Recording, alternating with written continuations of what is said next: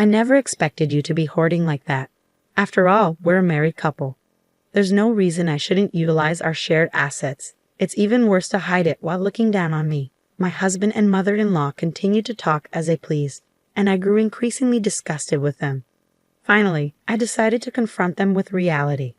By the way, have you checked the name on the passbook? I interjected, exasperated. My name is Lillian, and I'm turning 42 this year. I've been married for 17 years, and before that, I worked at a company. After getting married, I quit my job and started working part-time at a local supermarket. I met my husband Easton at work, and at the time, I thought he was an ordinary and kind man. That perception changed about 6 months into our marriage. One day, while I was preparing dinner, my mother-in-law suddenly visited our house without any notice. My husband hadn't come home from work yet, and I thought there might be some urgent matters, so I let her in.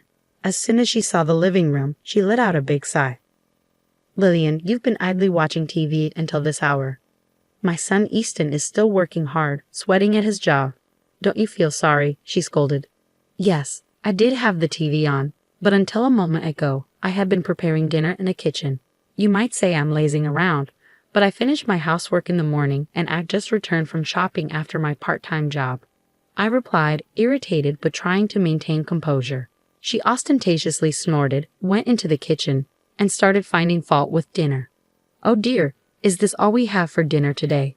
Poor Easton working so hard. I've planned for curry and salad today. The salad is in the fridge. How could you let Easton eat such a half-baked meal? I wonder what you've learned at home," she'd insulted, not just targeting me, but also my parents. Finally losing my patience, I asked a bit harshly, "Didn't you need something?" My mother-in-law opened her eyes wide in fox innocence. "Oh my, don't get so mad just because I looked at dinner." "What do you need then?" I retorted, exasperated. "It's not what do you need. Don't you think you should offer something to your mother-in-law who was kindly visited?" "Excuse me, you're such an inconsiderate person," she chastised, settling heavily on the sofa to watch TV. I served her tea, but she complained about everything, including the taste, saying it was cheap. Back then, I was young and avoiding arguments with my husband's mother, wondering if I should be considerate to her. However, taking advantage of the fact that neither my husband nor I said anything, my mother-in-law began to frequently visit our home, constantly complaining about my cleanliness, laziness, and lack of discipline. After being criticized at every turn, I was truly at my wit's end and decided to consult my husband about his mother. "Hey, could you ask your mom to reduce the number of times she comes to our house?" I pleaded. "Why is it that much of a bother when mom comes over? You've seen it, haven't you? No matter how much I work on the house or cooking, your mom keeps complaining about me," I explained. "Well, that's because mom wants you, Lillian, to work harder, so she gets tough. I'm doing my best, but if she comes over without notice, I struggle to prepare dinner properly. If it bothers you, speak up for yourself. But remember, mom cares about us too." Throughout, my husband remained indifferent. No matter how much effort I put into cleaning or cooking, my mother-in-law would nitpick, never once praising me. Once the vegetables my mother-in-law brought were clearly close to expiration, so I used them for dinner. She conspicuously scoffed at serving such withered vegetables to her son and herself. That moment, I realized she just wanted to bully me. Persistently criticized, I consulted my father-in-law. When I explained the difficulty of preparing meals for my mother-in-law and the problem of her frequent unannounced visits, he seemed unaware and politely apologized. "I thought she was going out to dinner with friends. I didn't realize she was bothering you, Lillian. I'm sorry," he said. "It's not something for you to apologize for. I've been giving her money for meals, assuming she was dining out, but she hasn't been taking it," I replied. "Unfortunately, no. I'm really sorry." My father-in-law apologized repeatedly. He promised to speak sternly to my mother-in-law, and I thought that would be enough. But then I received a phone call filled with scathing remarks from my mother-in-law. "Hello, you're really uncouth, tattling to my husband like that. I've been going out of my way to check on you, and I didn't expect you to repay my kindness with such ingratitude." "That's not true. I'm not repaying kindness with ingratitude. You should be the one apologizing. It's audacious to claim you're inconvenienced. I'm educating you in areas where your upbringing was lacking. You should be grateful," my mother-in-law asserted. "I understand what you're saying, but it is inconvenient when you show up without notice." Shouldn't a mother need to make an appointment to visit her own son's house? My parents wouldn't do that, I countered. How brazen you are as a daughter-in-law. You should adapt to the rules of your husband's family, no matter what, she retorted, growing increasingly heated until she was yelling so loud I couldn't understand her. And then she hung up. I suspected she called during my father-in-law's absence, so I hesitated to consult him again, fearing more of the same. Despite a slight decrease in frequency, my mother-in-law persisted in visiting our home. My husband, finding solace in complaining about work to her and receiving her sympathy, showed no signs of persuading her to stop the visits anytime soon. Witnessing his attitude, my mother-in-law became even more cheerful, and they both began to blame me. "Lillian, you don't show enough respect to Mom," my husband chimed in. "That's right, Easton. Tell her more." "I'm only getting a small allowance even though I'm the one earning the money," my mother-in-law complained. They continued to eat the meals I prepared while complaining about them, chatting and laughing in the living room I had just cleaned. When washing the dishes, my husband would demand, "At least prepare the bath," expecting me to get everything ready from bath towels to his pajamas. My mother-in-law didn't reprimand him, but instead sided with him, saying, "Poor thing, having such an inconsiderate wife." I consulted with my father-in-law again, receiving yet another profuse apology. But I was exhausted with the fact that my mother-in-law's actions remained unchanged. Days passed in the same manner until one day, I noticed that a necklace handed down to me by my own mother was missing. When I asked my husband, he claimed he didn't know and coldly dismissed me with, "You probably lost it due to your own carelessness. It was supposed to be in my drawer." The truth came out when my mother-in-law visited our home again during dinner time. Mother-in-law, that necklace," I started, but she interrupted me. "Oh dear, it's quite disgraceful to desire something someone else is wearing," she retorted, wearing the very necklace I had lost. It had a unique, unusual design with a peculiar ornament, unmistakable to me. "When you accuse me of stealing from you, it not only reveals your upbringing but also labels me a criminal," she added with a triumphant smile. Provoked beyond restraint, I reached for her necklace. My mother-in-law purposefully screamed, and just then my husband, who had returned home earlier than usual, opened the front door.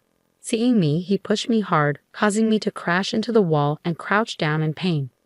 He then turned to me, accusing, "Just like Mom said, you've been bullying her while I'm not here, haven't you?" "That's right, Easton. Lillian is really terrible," my mother-in-law chimed in.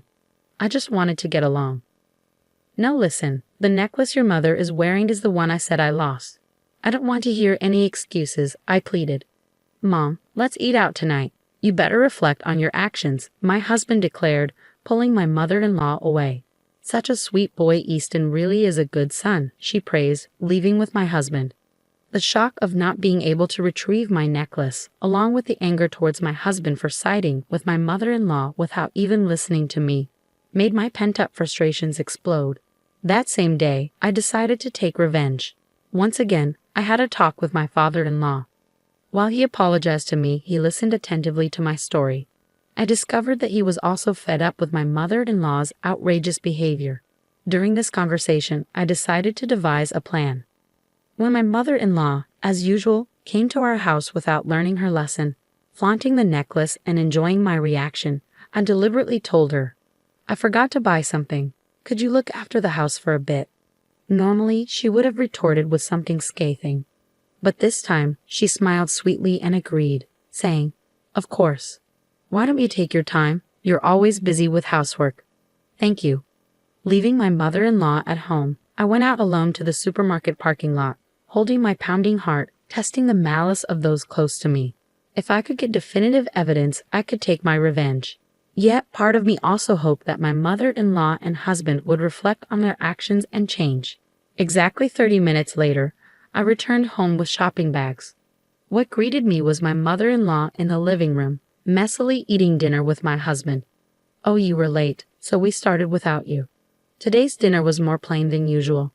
"Don't you feel sorry for Mom?" my husband remarked. "But I asked mother-in-law to wash the house because I forgot to buy something," I interjected. "No more excuses.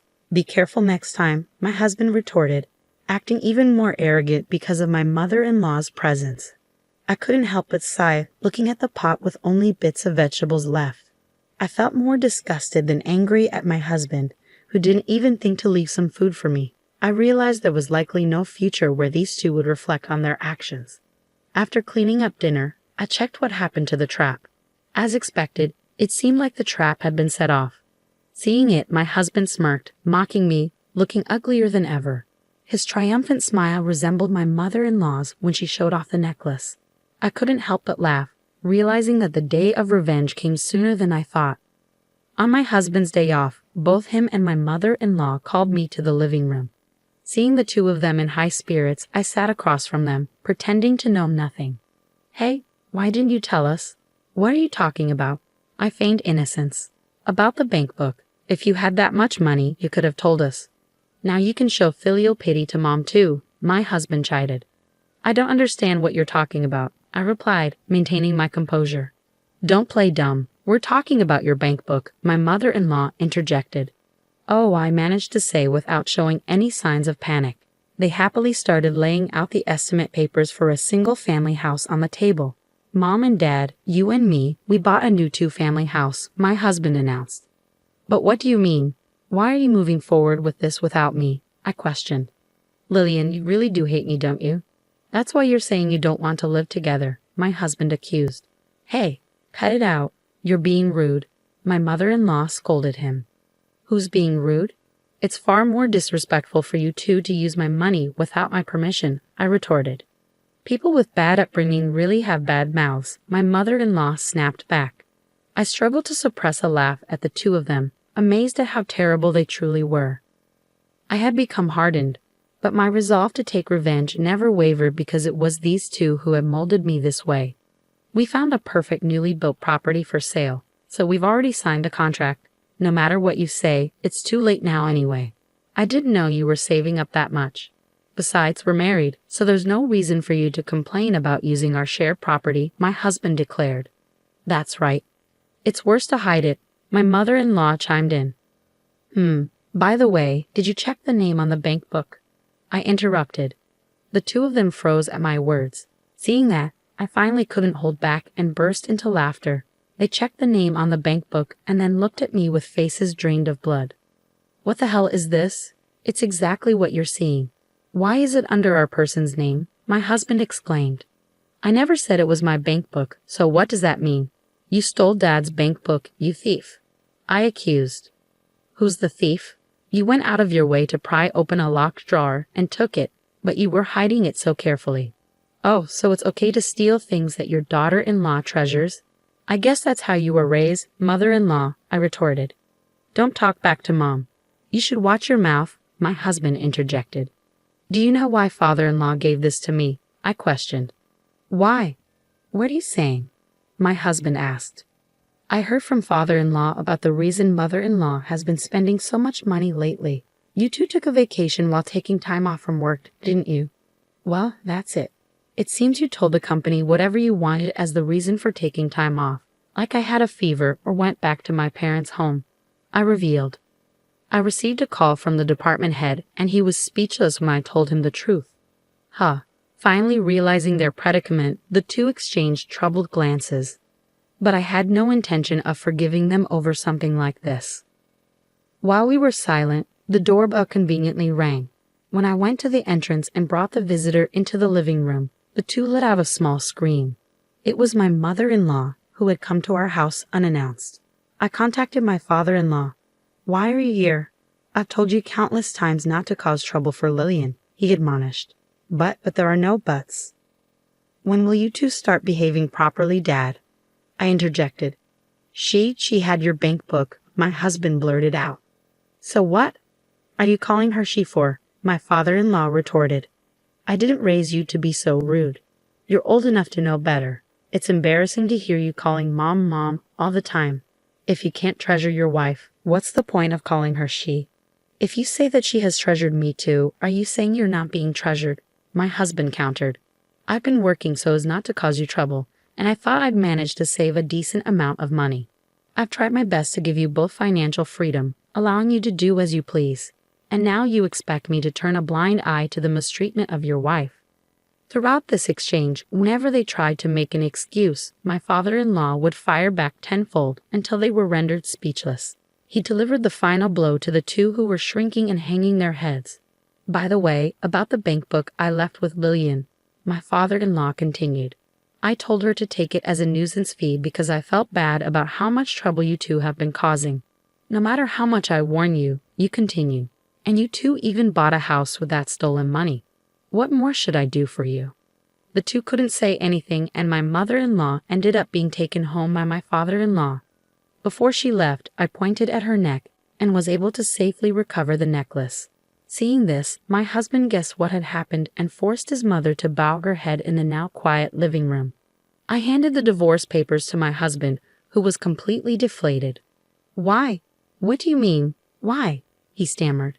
"After all this, you still think we can stay married, but you're only mad at Mom." "Of course I'm disgusted with you too." "No, I won't divorce," he protested. "Then shall we go to court?" "We'd have to expose everything you've done to the court and your company, though," I countered. "Oh yes, we've got it all on camera. You two breaking open the lock and taking the bank book clearly shows you two desperately breaking the lock," my father-in-law added. "No, you're lying. It's amazing how you can call others thieves after doing such a thing." "I wonder what kind of upbringing you had," my husband exclaimed.